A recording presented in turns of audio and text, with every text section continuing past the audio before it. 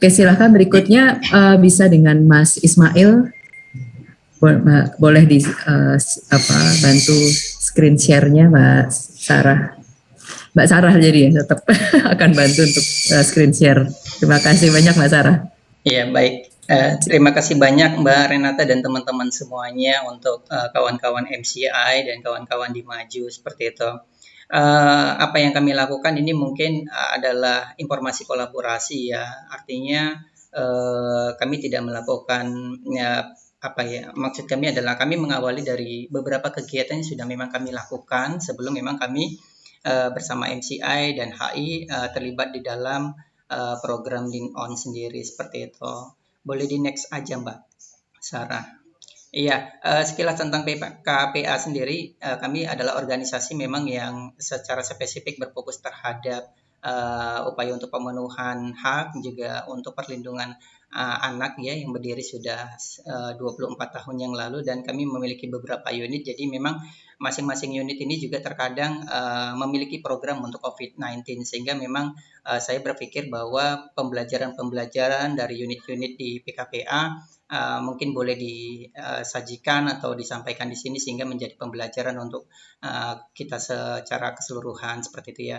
Saat ini kami bekerja di Sulawesi Tengah, kemudian di Sumatera Utara itu ada di beberapa kabupaten dan kota. Kami juga saat ini sedang mengembangkan program resilience di Banten. Untuk COVID sendiri, silakan Mbak Sarah next aja. Iya, lanjut saja nggak apa-apa. Ini pengalaman kami melakukan respon dan kerja-kerja. Untuk di program-program itu ya, organisasi lokal yang ada di Kota Medan, kami menggandeng teman-teman dari LPPA Marelan, kemudian dari pusat pengembangan anak kelompok gereja, seperti ya kami bekerja sama dengan YAPSI dan beberapa komunitas lainnya yang kami pikir mereka juga memiliki dampingan-dampingan, dan secara umum memang dampingannya adalah dampingan-dampingan yang memiliki kerentanan yang sangat tinggi terhadap COVID-19 seperti itu. Kemudian di kelompok disabilitas, jadi kami juga bekerja sama dengan kawan-kawan penyandang disabilitas, Persatuan Penyandang Disabilitas Indonesia PPDI. Kita juga bekerja sama dengan kawan-kawan Pertuni dalam proses melakukan penjangkauan dan edukasinya. Lanjut Mbak Sarah.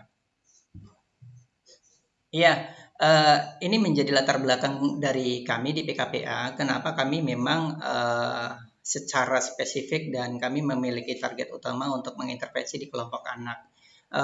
Sejak di 18 Mei dan 6 Juni 2020 yang lalu, kami melakukan kajian terhadap 400 responden yang di sini berada di 5 kota di Indonesia. Kami ingin memetakan bagaimana sebenarnya kondisi anak dalam situasi COVID-19 seperti itu ya. Jadi temuan dari hasil kajian ini di 5 kota ini selama dari 18 Mei sampai 6 Juni, kami menemukan bahwa ketika terjadi pandemi yang mengharuskan anak-anak atau siswa kembali ke rumah untuk belajar jarak jauh atau PJJ, ternyata juga ini menjadi beban tersendiri kepada anak-anak seperti itu ya, di mana memang anak-anak memiliki beban pekerjaan tambahan di rumah seperti itu ya, karena mungkin terlalu lama di rumah, aktivitas untuk belajarnya juga semakin minim, sehingga aktivitas pekerjaan di rumah itu diberikan kepada anak-anak seperti itu ya yang ada di rumah. Kemudian penurunan kualitas pembelajaran pendidikan selama pandemi. Dari 400 responden menyatakan 74 orang itu mereka menyampaikan terkadang mereka tidak lagi belajar secara virtual karena memang beberapa kebutuhan seperti harus membantu orang tuanya untuk mengasuh adiknya seperti itu, atau mengerjakan pekerjaan-pekerjaan yang ada di rumah tangga seperti itu. Kemudian sudah dipastikan karena memang PJJ atau pembelajaran jarak jauh ini menjadikan anak-anak semakin dekat dengan media sosial, semakin dekat dengan internet, dengan Android, sehingga memang dengan sibuknya orang tua dengan pekerjaannya, anak-anak dengan Androidnya, sehingga memang aktivitas anak dengan media sosial dan aktivitas anak dengan game online ini semakin kuat seperti itu ya, semakin sering dilakukan oleh anak-anak, dan itu digunakan untuk mengisi waktu luang mereka karena mereka tidak punya aktivitas setelah melakukan kegiatan belajar jarak jauh seperti itu. Dan ironisnya adalah proses penggunaan Android dan penggunaan internet ini seringkali apa ya, lemahnya pengawasan orang tua ketika anak-anak dalam mengakses ini, sehingga paparan-paparan konten pornografi dan paparan-paparan hal lainnya yang negatif bagi anak ini sangat memungkinkan terjadi pada anak seperti itu. Penurunan kualitas pangan ini juga terjadi setelah kami melakukan kajian, karena ini dampak dari apa ya, situasi ekonomi orang tua yang mengalami penurunan di masa pandemi seperti itu ya. Di mana-mana dilakukan proses pembatasan, orang bekerja semakin sulit seperti itu ya. Apa namanya, kelompok-kelompok dengan penghasilan rendah seperti misalnya pekerja serabutan misalnya ya, kemudian juga orang tua dengan pekerjaan sebagai supir angkutan.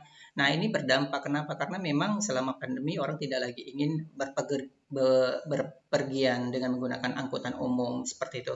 Kemudian juga hal lain yang terjadi adalah dalam periode kedua dan ini 3 minggu hingga 2 April 2020 ini ada peningkatan kasus terkait kekerasan anak seperti itu ya. Jadi ada sekitar 407 anak yang mengalami pelanggaran selama tinggal di rumah. Hal ini mungkin dampak dari faktor apa namanya, faktor orang tua dengan apa namanya, ekonominya semakin melemah, kemudian dari faktor juga kebosanan anak, serta hingga misalnya faktor juga anak-anak menggunakan Android yang misalnya sangat sulit ini dibatasi seperti itu ya. Ya, kita menjadi tidak lagi bisa dipungkiri bahwa ketika saat ini anak-anak menggunakan Android, bermain handphone, main game online dan yang lain, ini menjadi tantangan bagi kita sebagai orang tua untuk bagaimana bisa membatasi ini. Dan pandemi mau tidak mau itu memberikan kontribusi yang negatif juga terhadap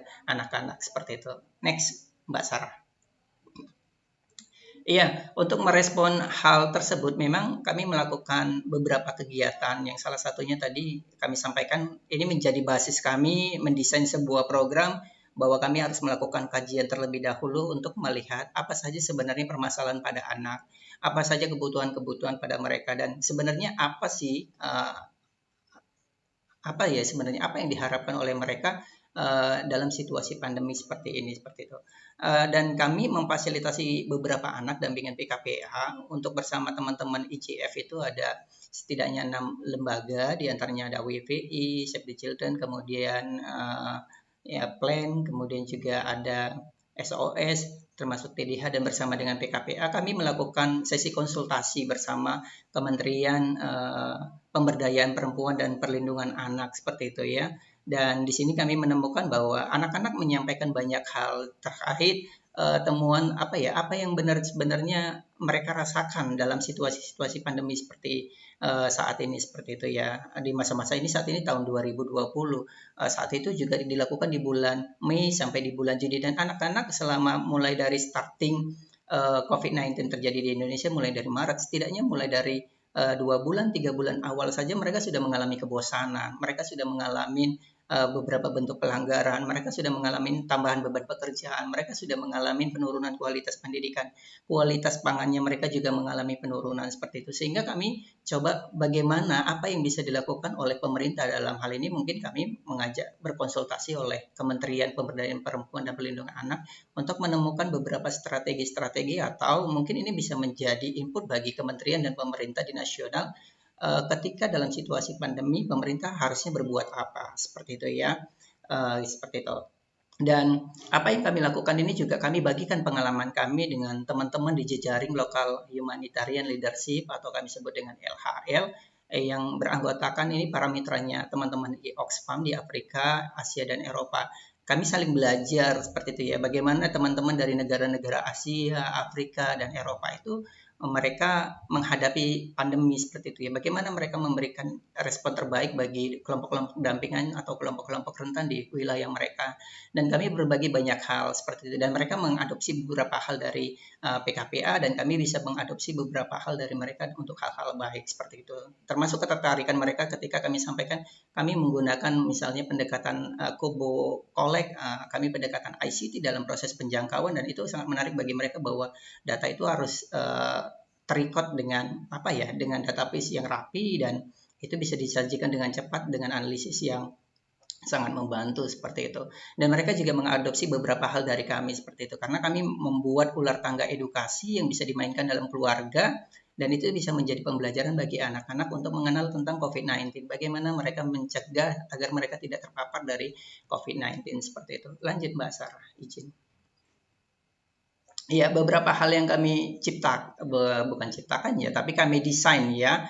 Kami desain bersama beberapa teman-teman di PKPA dan beberapa partner seperti itu ya. Kami menciptakan game online. Jadi kalau dicari di Google Play Store itu ada nama game namanya Connection Education, itu memang game edukasi tentang apa namanya ya, jadi nanti ini adalah game edukasi yang memang kita bisa battle bersama dengan robot, kita bisa battle bersama teman untuk mengasah pengetahuan kita tentang COVID-19. Jadi nanti akan ada beberapa pertanyaan yang akan disajikan dan kita akan saling cepat untuk menjawab jawaban yang benar dari pertanyaan-pertanyaan yang muncul, dan itu akan dirandom seperti itu. Ini kita sudah uji cobakan dan di Play Store ini juga masih tersaji.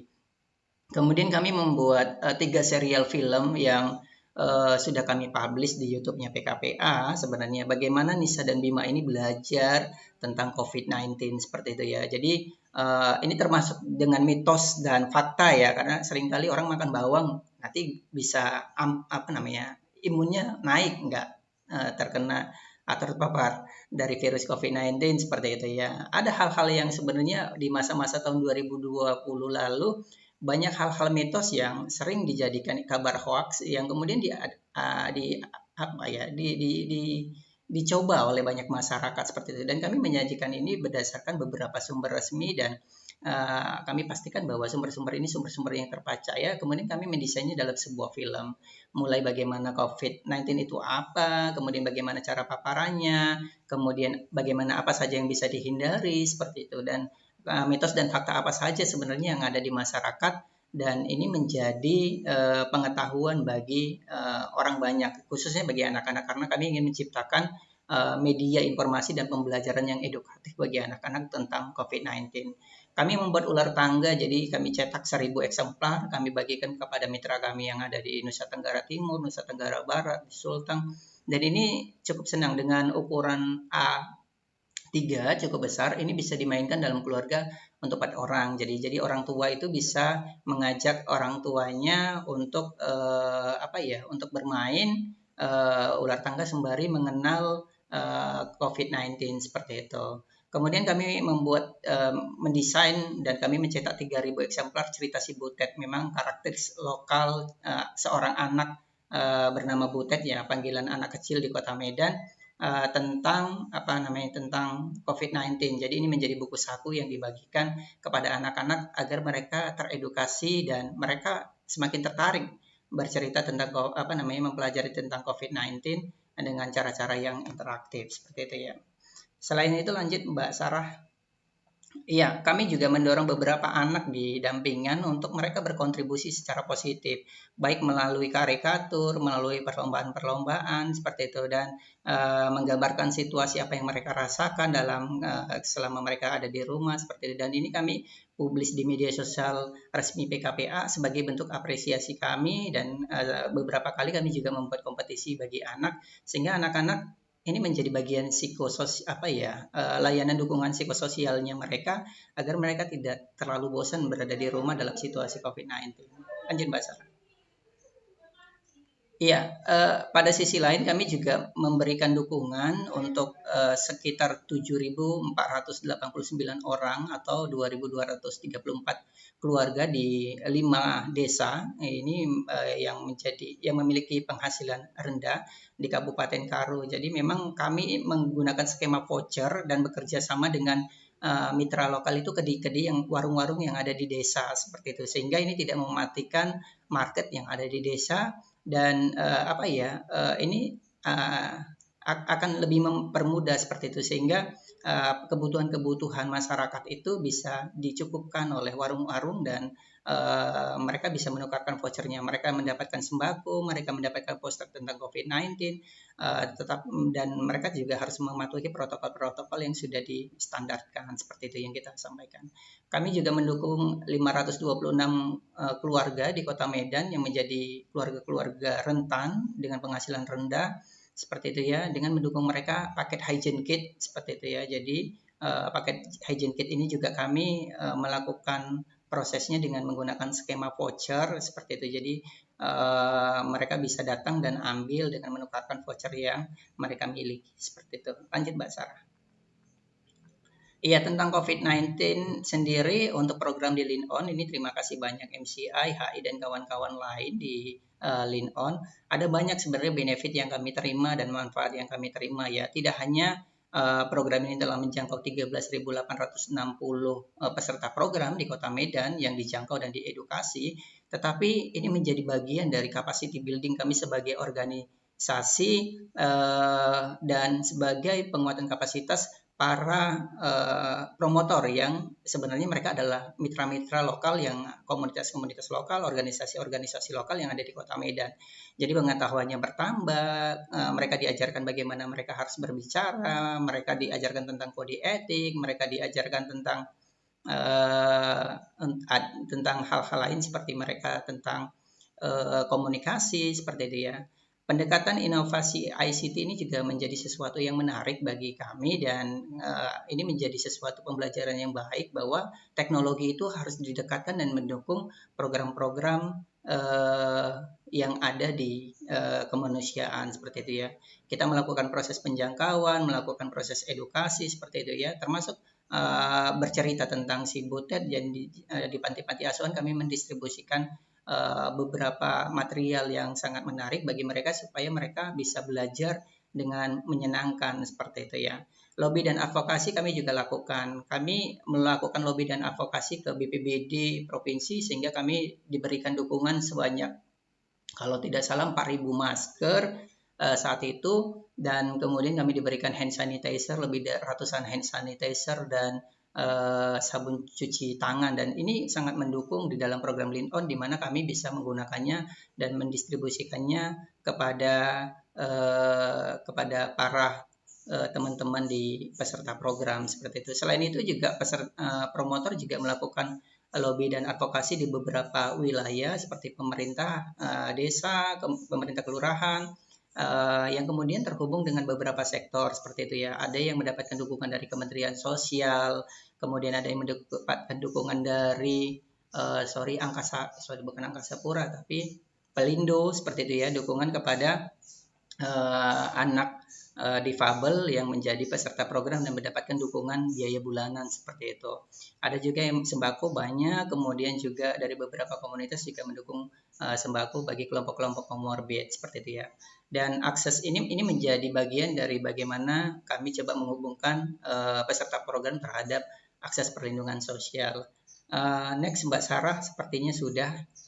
Ya, itu saja mungkin yang bisa dibagikan dari PKPA kepada teman-teman semuanya. Terima kasih banyak. Assalamualaikum warahmatullahi wabarakatuh. Ya, terima kasih banyak Mas Ismail. Ini luar biasa ya. Jadi PKPA banyak sekali melakukan intervensi untuk teman-teman, untuk anak terutama ya, dan bahkan sebelum sebenarnya kerjasama dengan Lean On dan Maju ya dalam proses ini, dan inovatif sekali. Terima kasih dan